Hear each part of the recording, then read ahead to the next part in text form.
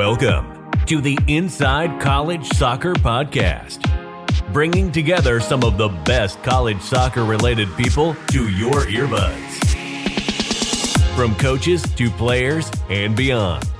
So, thank you for tuning in. The Inside College Soccer Podcast is brought to you by Sports Recruiting USA, the college soccer experts. Now, enjoy the show. Hi everyone, my name's Chris Cousins and I'm the founder of Sports Recruiting USA, and welcome back to another episode of the Inside College Soccer Podcast. This time, we've pulled an episode that we've never released actually. It's Mike Avery, one of the most respected people in college soccer. He was interviewed by my colleague Don Williams. It must be, I think it was May 2020, during the first sort of COVID situation going on. So we haven't released it, but we were just like, why haven't we released it? So because we're on the podcast road this week at the United Soccer Coaches Convention in Kansas City, we recorded a lot of stuff this week for the podcast. We thought, right, let's just start getting a few out. So we had one the other day with Erica with the strength and conditioning type stuff. And then, this here is a bit more, I don't know what the subject is, but it's just a lot of information for people to take in, from players to coaches to parents, and just anybody in general. It's a really good listen. Mike articulates really well, a lot better than me. He's very, very knowledgeable. Like I say, he's one of the most respected people in the game. I'll kind of pass over, but just give you a heads up. It goes kind of straight into it. Like I say, we were hosting this on somebody else's podcast, so we pulled the audio. So, if that's why it kind of abruptly enters, you'll know why. And if you keep hearing another voice, that's the other presenter. So, cool. I hope you enjoy it. If you've got any questions or anything like that, you know where we are. We're on social media everywhere. Just type in SRUSA or Sports Recruiting USA. If you want to leave us some feedback on our podcast, we've had quite a few people, which we'll share soon, leaving ratings and kind of comments. It's been really, really nice to see that. And the episode numbers keep going up and up and up and up every time we release them. So we're glad you enjoyed them. So that's it. Enough of me. This is the Inside College Soccer Podcast, and with my colleague Don Williams interviewing, well, he's my colleague as well, I guess. He's part of the team, and that's Mike Avery. Thanks very much. Hey, welcome everybody from sunny California. I'm really excited about what we're going to talk about today with you guys. So for those of you that don't know us, we're Sports Recruiting USA. We're an invitation-only scouting agency with locations all over the world. We have scouts in almost every continent of the world and most major cities, and we're looking for players that want to go on and play in college and have the capability to do so. And then we connect them with college coaches that we've coached with.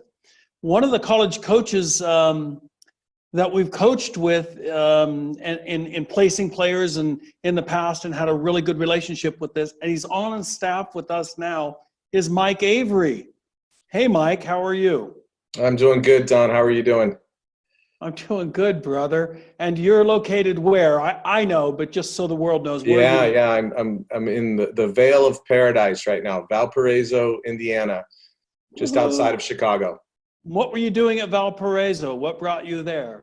I was the head coach for the Valparaiso men's team for the last 13 years. So their Division I program that plays in the Missouri Valley Conference.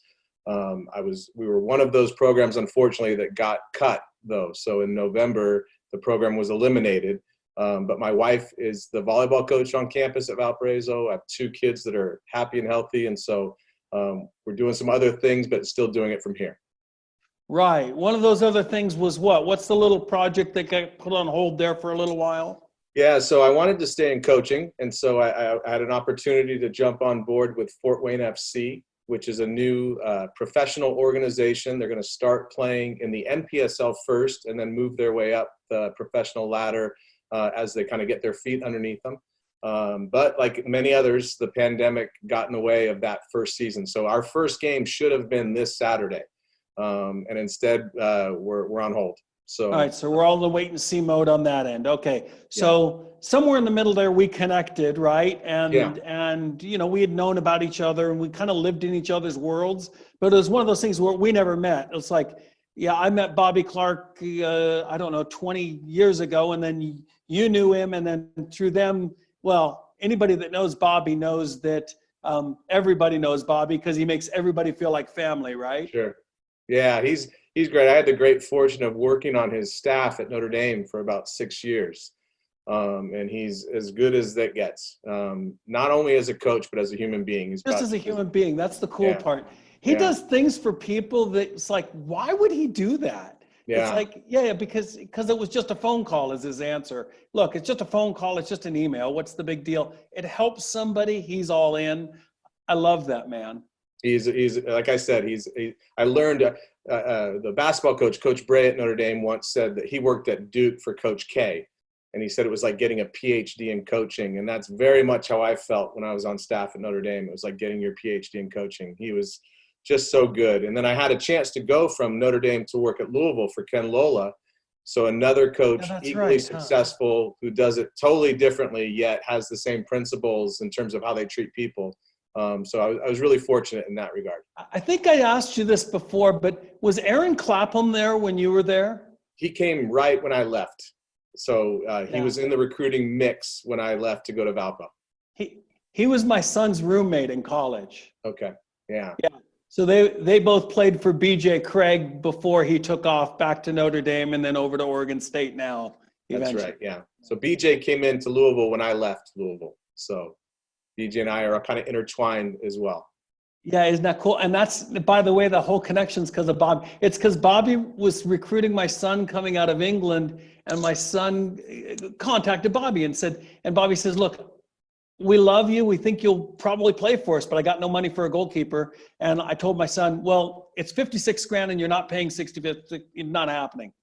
Don't have that kind of money. And so he makes a phone call to BJ, and BJ goes, yeah, I'll take him. Sight unseen, no video, largest scholarship on the team. So, but it turned out he was worth it. I mean, he worked as number 25 in the country at one point in the rankings, all that for goalkeepers D1. He did his job, but bottom line is that was all because of Bobby Clark. Isn't that crazy? Yeah. And your son had something to do with it too. So, well, but a man just shaking another man's hand, because believe me, I had never heard of Loretto, Pennsylvania. What is it? 750 people when school's not in session. I'd never heard of it. Yeah. You know. Yeah, but he's lucky because BJ's another great coach, and he's doing a really good job at Oregon State. Oh, so. He loved it. And then he got lucky because he got Casper after that. Yeah, that's right. Yeah. And then Michael's at Georgetown now with Brian, who I worked with at Notre Dame. So it's this big kind of collection of people. So crazy. Well, this isn't – I love the catch-up, and it's fun to tell the stories, right, of how the soccer world's all interconnected and everything. But let's get to it, brother. Yeah. One of the things that you do better than almost any coach that I know, because you've studied it, because you've paid attention, and that's, human behavior and, how people interact with each other. And, as a result, what makes a better player, right? Psychologically, what's the difference? Because at the end of the day, you and I can probably both agree on this. They can all kick a ball. They can all dribble a ball. They can all receive a ball. They can all run. They can all head a ball. They can all fine. Yes, they're very good soccer players. That's great, right? But what makes the person that takes it from there to I'm a pro is like jumping the Grand Canyon, and it's all in the mental area. Yeah, right? 100%. Yeah, it's really interesting. Yeah, I've been very fortunate even in the last 13 years at Valpo. I think we had about 15 guys that made it to the professional level at some level, whether it's USL or overseas or MLS. I think we had 4 guys drafted into the MLS. And so you watch these players that have come up they've climbed up the hierarchy, up the pyramid, and they're in the top echelon of college soccer. And then they're going to make the jump to the pro game. And almost inevitably, it's not the player that you thought, oh, he's going to be a pro. It's usually somebody else. And usually what differentiates that player from everybody else, because you said it, they all have talent, some natural soccer, physical, athletic abilities. It's their mindset. It's their attitude. It's their approach to the game. It's the psychology of it. It's the mental side of it. I was listening to a podcast this morning, and they were saying that 80%, I'm not a scientist, so I'm not trying to proclaim to be one, but I have a lot of practical knowledge in it. But they said that 80% of success at that level comes from the mental game. It's amazing, right? And you'll hire a personal trainer, you'll hire a private coach, you'll hire an academic tutor, but really the question is, what are you doing to train your brain? How are you preparing your psychology so that when you go to the next level, you can be the one guy or the girl that succeeds, that excels? So it's really funny because the first relationship, so when I first came on board with this whole thing, Mike, I said, I want to bring more than just college placement. This is so much more than that. This is, I can affect that young person's life in a way that, yes, maybe they'll get there eventually, but I can help speed up that education process by putting them in front of the right people. Because look, I'm no Dan Abrahams. I know Dan Abrahams, to quote the old joke, right? And I'm no Dan Abrahams. But here's what I was smart enough to know is I said, I want to partner with that dude. I want to partner with Dan Abrahams because I think he's one of the best 5 in the world, in the soccer world, at least one of the best 5 in the world, and maybe, arguably, maybe the best in the world at what he does, helping youth players make it from this level to that level. Take that little jump step forward, at least being the best soccer player they could possibly have been because they gave themselves every little piece that they could give. And the mental part of the game's so big, right? Yeah, of course. Yeah. I think you're absolutely right. And there's so many great resources available to us now. Oh, so many. You can go online and listen and watch and read, and so many things that I didn't have when I was trying to play. That's right. Or even as a coach in the last, 5 years, the science has really come into play and changed how we even view the game as a coach. I always get a kick out of it. So when I started playing and then got into coaching, I'm 51 years old. I've been on a team every day of my life since I was 4. So that's 47 years of soccer teams every single day of my life. It's a lot of teams. Some of them have been good, some of them not so good. That's a youth player, a high school player, a college player, a professional player, and then the last 30 years as a college coach, and now as a professional coach. So it's a lot of teams, a lot of different landscapes and experiences. And it's just amazing to me how the game has changed. It's stayed the same in some ways, but how it's changed. If I had told a player 10 years ago we were going to go do a yoga class, they would have laughed you out of the room, right? Yeah.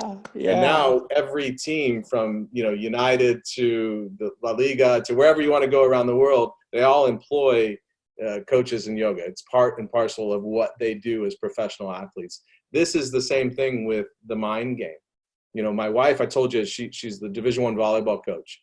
And just this morning, she was listening. I walked into the room and she had a podcast on. The Division I Big Ten head coach was talking about mindset and how they've hired a mindfulness coach at their program.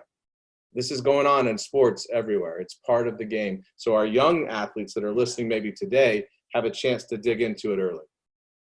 Yeah, no, I dig it. I really do. In fact, my last couple of years college coaching, I was really got into the mindfulness piece, and I was my kids were meditating and they're doing yoga. Some of them rebelled like heck, but I tell you what, I had them write papers at the end of the year, what they thought of it. And a lot of them says life-changing. Yeah. Absolute life-changing. And all these bits and pieces.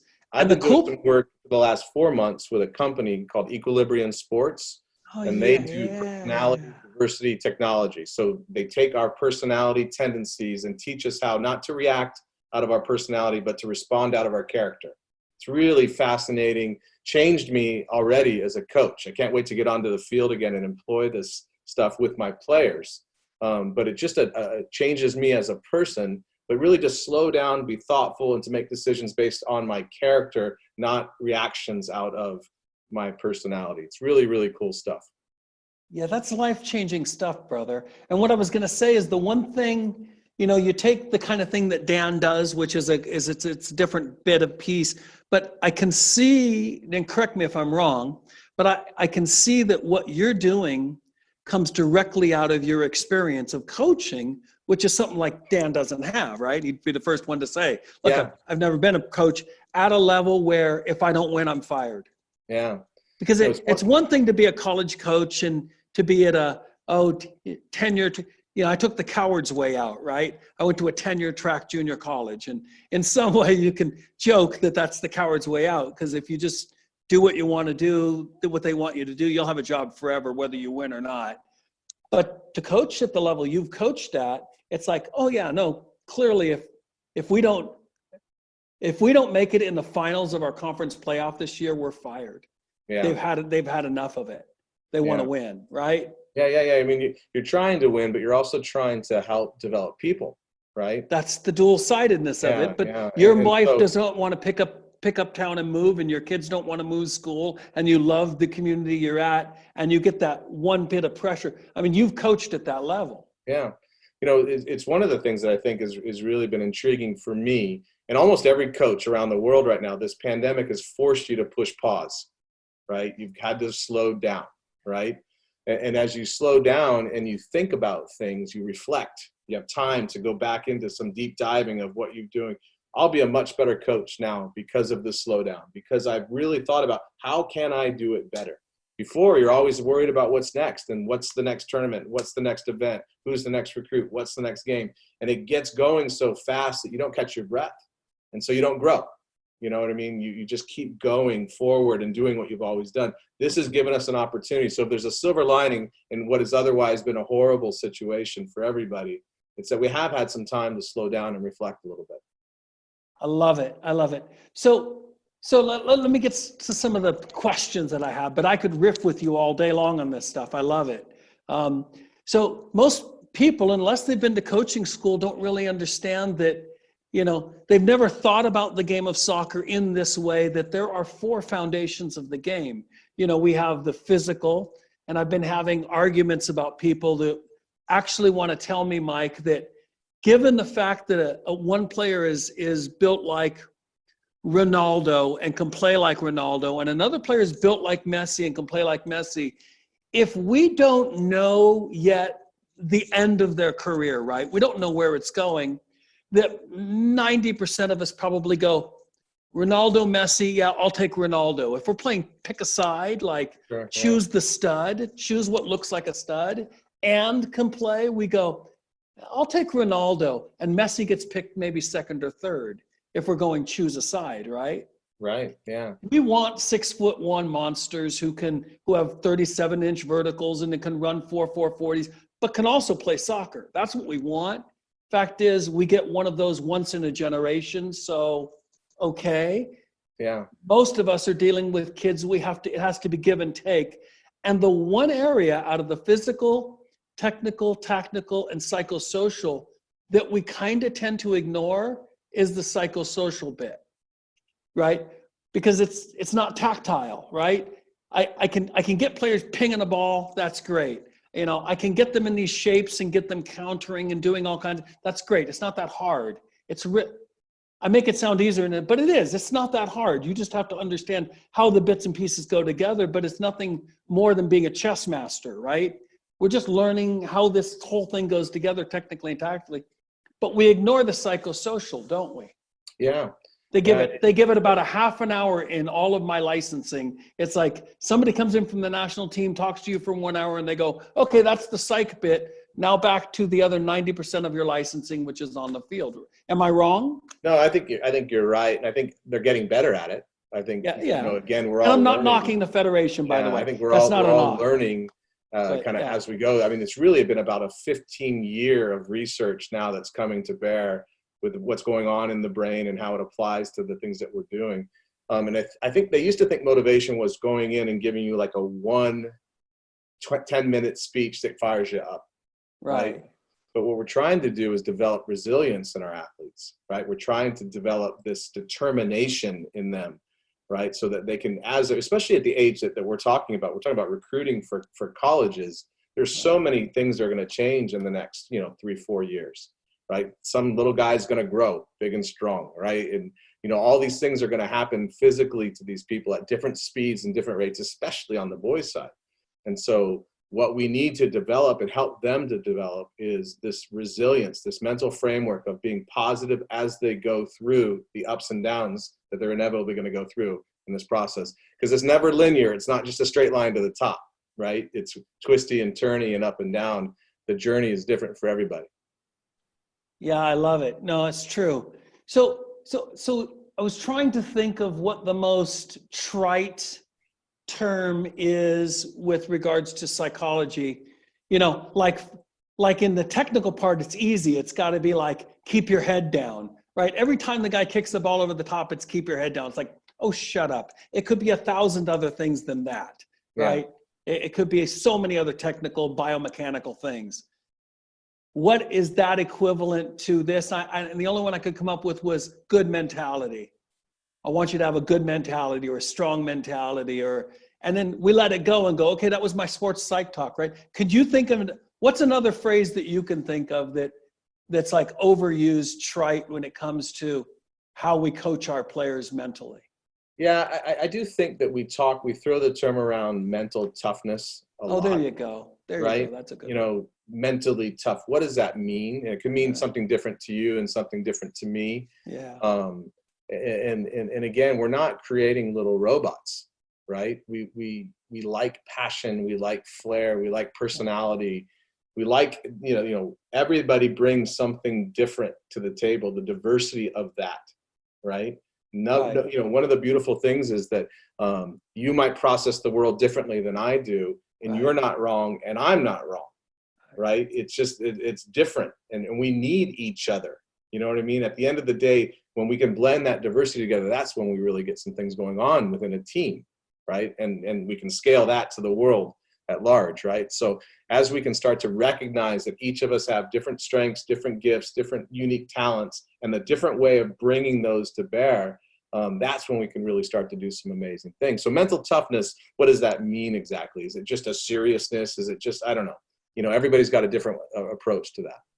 And I'll tell you, and I will agree with you 1,000%. Well, 999.9%. And the one little thing that I at least want to throw in there is, from a point of experience, at least for me at my age, I think that's important, that somebody isn't just spouting something because they heard their cousin say it, that they've actually experienced it.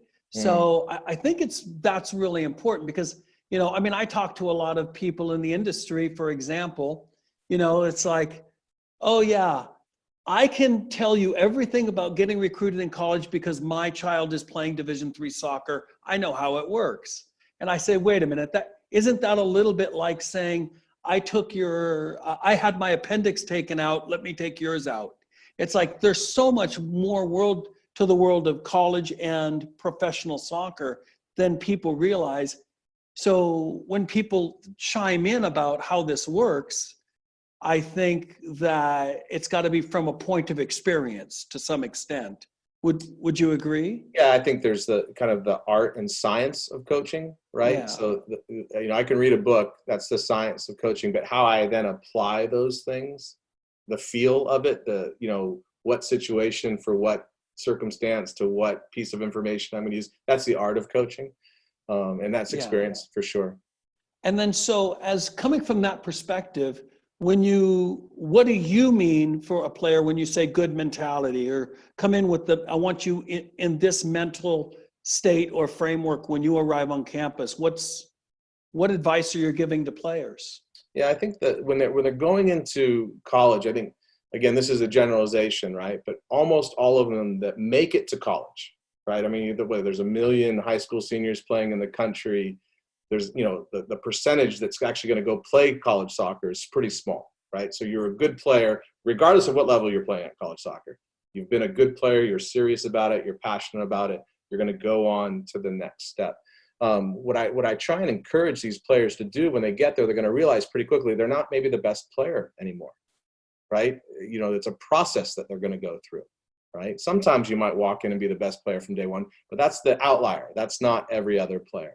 And so I think what they're trying to do is constantly balance optimism and ambition, and then managing expectation at the same time. So if they can wrap their head around those two things, it's kind of a strange balancing act, right?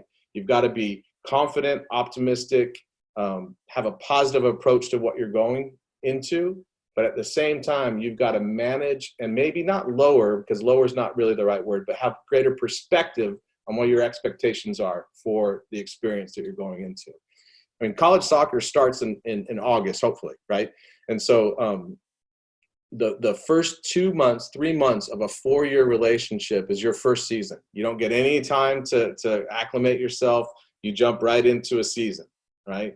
And so, sometimes players go quickly to frustration because they were the best player where they came from, and all of a sudden they're not seeing as much time or any time even, right? And so how they handle that initial shock of all of these things, you're trying to figure out the campus, the team, how do you get to the dining hall, how do you find your books, all of the stuff that's going on in college, home, away from home probably for the first time for an extended period of time. There's just so many things that are going on while you're also playing your first season.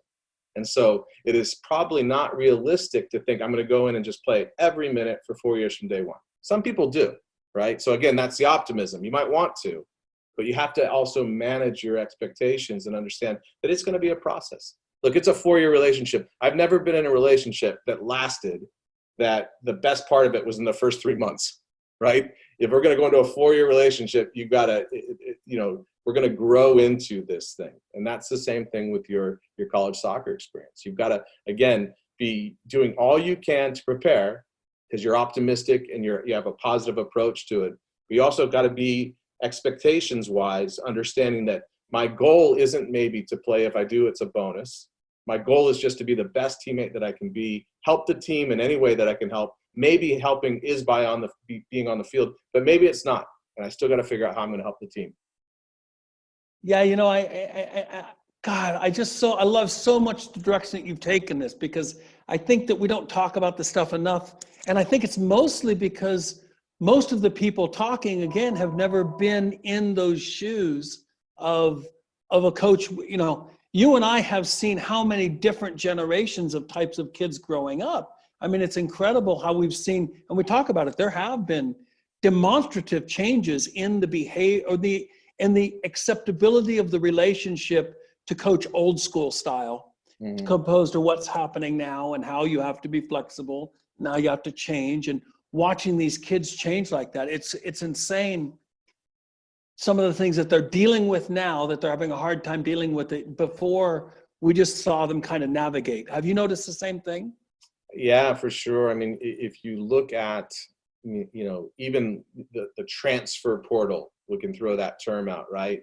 I didn't know what that was a few years ago. And then all of a sudden it's there. And now players are actually planning to go to a school that doesn't work out. I'll just transfer somewhere else. It's part of the path, right? Yeah. And again, the development of what I call resilience, like we're going to stick through these hard times because this is the right place for me. This is the right program for me. And I'm going to earn my way in, right? That's ultimately the kind of player that to me is mentally tough. That is a player that's tough. Not that I'm just going to take my ball and go find another team to play on. There's too many players like that are out there, right? You've done all this research. You've gone through all this long process. You've built all these relationships. And then at the first sign of trouble, you're going to bail, right? That's interesting to me. That's an interesting dynamic to me. You've got to really dig in for the long haul and help. And again, I think as you manage your expectations before you get there and manage your parents' expectations and your friends' expectations and, all of these other people that you somehow feel like you have to be beholden to, really, it's just about you finding your right fit. And when you do, you're willing to dig it out. And that's really the beauty of the whole process. I love it. And I'm so glad you wrapped it up with that term, the right fit, because I think that's just such a important piece of this whole deal. Realistic, I always say, this is the kid I will never help, Mike, ever. I want to be on the beach in California on a full ride, playing all 4 more years and winning 3 national titles. After that, I want to be at Barcelona. If you can do that for me, coach, I'll sign with you. Yeah. I don't want that. I don't want any part of that kid. It's like, that's not realistic. That's just crazy insanity on the one side, right? Yeah. On the one side of it. And it's just, all right, I just want to find home, because the reality is I know doggone well I'm probably not good enough to play a professional or to make a living at it. I want to find the right home and contribute to something that's meaningful to me, and I'm getting a great education and it's affordable. Yeah. Right. And you know, you say like, I'm not maybe good enough to be a pro. Well, who knows? Maybe you are. Maybe you just haven't got there yet. Right. Oh, no, yeah. And I'm not So shutting that down, Coach. I'm not so you'll shutting it never down. I'm get just there. saying. Yeah, you'll never get there if you don't have the right optimism, right? But you also Right. never get there if you think it's going to happen today, right? And so you've got to work at it. And so you got to find this, you know, when I was coaching in college and we would talk about recruiting, I'd start every single staff meeting with my staff about recruiting with FIT. And we used it as an acronym, FIT, find the ideal teammate. That's how we looked at recruiting. I like it. We want to find the ideal teammate. So what does an ideal teammate look like, right? They have to be good, right? But they also have to be someone that we want to spend our time around. You know what I mean? These are the kinds of people that will make you feel better about being in the team.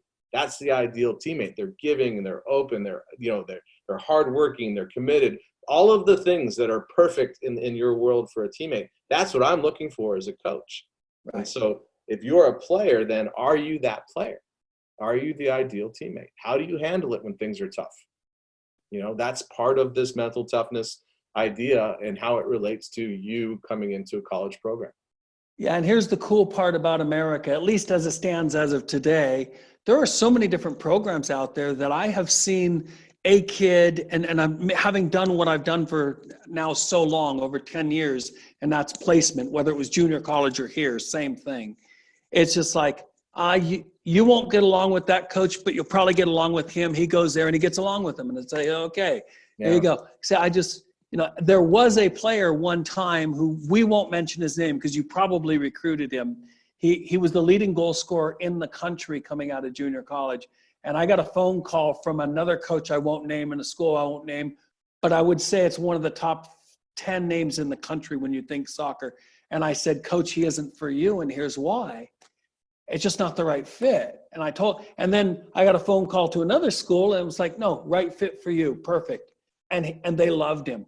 They still talk about that kid, right? Yeah. It's just, and I think that too many times parents get caught up in, I want to be at Syracuse. I want to be at Clemson. I want to be at Valparaiso. I want to be at Indiana. It's like, do you even know who that coach is? Do you know what his history is and his background? And this says you may or may not be the right fit, right?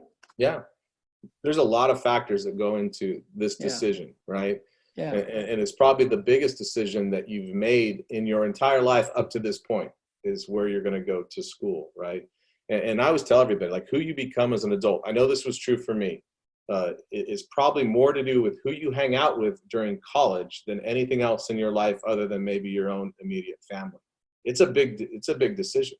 You know, my best friends in the world are my teammates from college, and that was 30 years ago when I played in college, right? And they're still my best friends in the world. And I played on about 8 years of teams after college. Still my best friends were my teammates from college. There's something unique about that time, everybody that age going through the same things about the same time that bonds you in a way, right? So if I'm going to become like you and you're going to become like me, shouldn't we really spend a lot of time making sure that we're the kind of people that we want to influence each other to be, right? That's ultimately what this whole thing is about. You know, 100%. You know, I went to my 25th reunion of my team. My senior year team went to the Final Four. And so we had a reunion.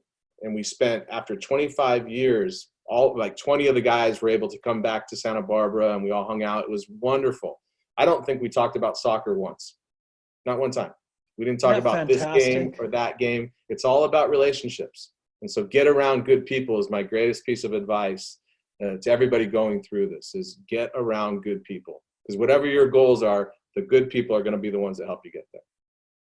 Yeah, I agree. And I've used it. I don't know if I always agree with this phrase, but I used to use the phrase that you are going to be judged by who you hang around with. So even if you're not part of it, people are going to go, oh, those are the kids who smoke dope over there. They always smell a weed. They always come to class 10 minutes late. So that's who he hangs with. So even if you're not one of them, I think you're still hurting yourself in some degree. Would you agree?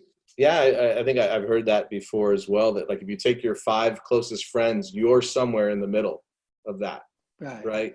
And so if you look at the qualities, characteristics, traits of those people that you consider to be your closest friends, you're probably somewhere right in the middle of that. So who you're hanging out with is a really, really important thing. And you carry that now with you in choosing a college. Who are you going to hang out with? That's why, what's the culture of the team like away from the game? When on the weekends or on the road when the coach is gone, or, in the summer, or all of these things. Are these the kind of people that you're trying to emulate? Because that's what you're going to become. No, our best year, Coach, of any college team that I ever had, it was led by a young man who was like 25 years old. He had already been in the Scottish Army, come back, and he just wanted to finish and go play NAIA and get his degree. He was just here to be sick, but he wanted to win. And so he would sit on the other kids and wouldn't let them drink. He would punish them. I'd walk into the gym and they're running. And why are you running? He goes, don't worry, coach, we got this. He was just like police. And it just became this culture where everybody just focused on football and grades. That was it. No screwing around, and they wouldn't let each other screw around. But that doesn't happen. And honestly, didn't happen because of me. That happened because I recruited the right kids who I thought would have that mentality. And I got lucky, and they all had that mentality. But that's the cool part that I realized about recruiting is if you have this vision, it's not about you. It's about reading people correctly and then choosing the right kids and go, oh yeah, by the way, they can all play football pretty good too. Yeah. And then all of a sudden you start winning. Yeah, I think too often we spend too much time looking at the stats of the team and the wins and the losses and not looking at the culture of the locker room. Because again, I think that's really, I think it's probably the most important classroom that you'll ever step into in college is that locker room, because that's where you're going to learn so many things, good and bad possibly, but that's where you're going to learn so many things. And so I think really who are you spending your time around is such an important piece of this whole puzzle. That, for me, I know that that's what we tried to look at as a coach is, are we, if this is my family, right? And I'm the de facto father of that family, the difference between that and my family is I get to choose who comes into it, right? And so as a recruiter, I want to be very careful about who we're bringing into it. But the same goes for the recruit. You've got to look around the room and say, what are these people really all about? And is that what I'm trying to be about too? Right? Because, the reality is that every player changes the group, right? And in some way, they have some influence on the group, right? Yeah. I used to tell them, look around you day one. Once we started playing, this is the one time in your life you will ever have this team. This is it. Don't take it for granted. Yeah, it's a rare thing and it's a cool thing. And sometimes you catch lightning in a bottle. But, I always say, winning a national championship is never really about who the best team is, because once you get to a certain level here in the country, on any given day, really, seriously, not a joke, on any given day, we can all beat each other. And we all know, so who doesn't get the wrong injury, I've seen weird things like whose grandmother doesn't die in the middle of the season. And it's like, crap, no, they're no good for 4 games. And I understand I wouldn't be any good either. I understand where they have to be. And I understand it's all those little things that people don't see, do they, Coach? No, you're right. I mean, you always say that there's things that you control, right? They're right in your locus of control. Yeah. There's another ring of things that you influence that you don't really control, but you influence. And then there's things that are out of your hands, that are outside of that you don't control. And to win a championship in a team over the course of a season, all of those things have to go well, right? There's a lot of factors in there. So that's why you got to celebrate them when you win them, because they don't come all the time, and it doesn't always come to the best team. It doesn't always, and that's the cool part, and I think that's kind of wrap this up, Coach. What do you?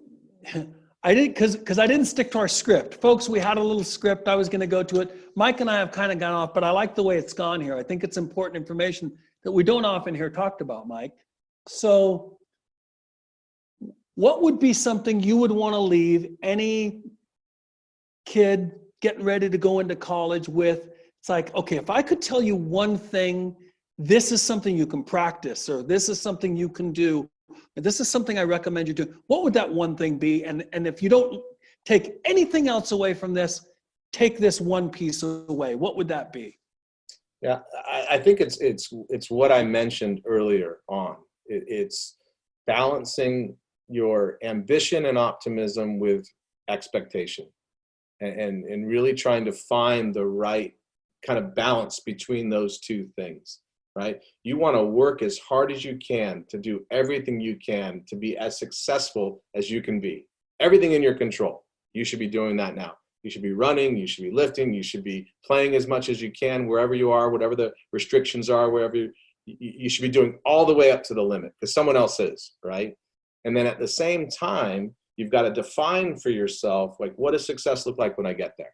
Because if you're only saying it's been a good year if I played X number of games, you're really setting yourself up for something that's probably not realistic and not within your control. So again, for me, that when you're coming into any team, same with me as a coach, I go into, and I have a brand new team in Fort Wayne now of guys that are all going to be pros, right? I'm just trying to go in and help the team as much as I can. That's my whole idea. I just want to help the team the best that I can, whether it's with knowledge, whether it's with running training sessions, whether it's talking to ownership or sponsors, whatever I have to do, I'm going to roll up my sleeves and I'm just going to do it. I don't care who gets the credit. I don't care who plays, how many times you score, goals you score or I score or he score. I don't care. I just want the team to do well. And so if you can go in with that kind of a mindset where that's your goal, but you're also preparing for the best that you can do, then you're going to find some things in there that are pretty good, I think. Oh, Coach, magic, absolute gold. I'm sitting there, I got notes on you now. It's just like being in a master class.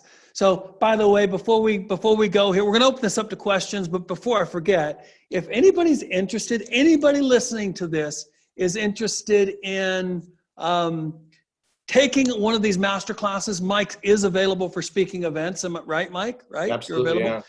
Yeah. We'll have a thing how to get a hold of you, and other people hear this. So we'll take care of that. And if you would like a guy like Mike Avery walking you through the whole college process and helping you get placed, he's got to like you first. So he's got to see some video and he's got to talk to you and your parents. But if you're interested, we'll have a way to get a hold of Mike because you're working with us now, right, Mike? You're helping us, right? That's right. Yeah. Yeah. We're looking forward to putting good players in the right places. That's really what we're trying to do.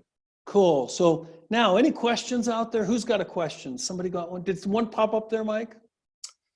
Yeah, I'm reading one here that talks about what resources are available or if there's resources we can recommend, right? I think it's Olivia that had wrote that in. It's a great question.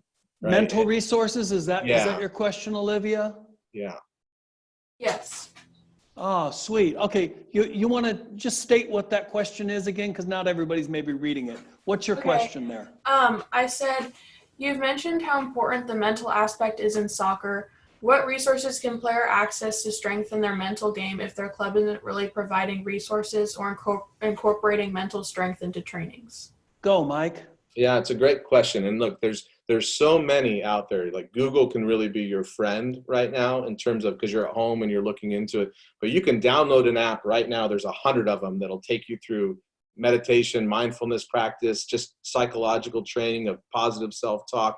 And, what I've found, because there's so many of them out there that, different kinds of people respond to different kinds of information.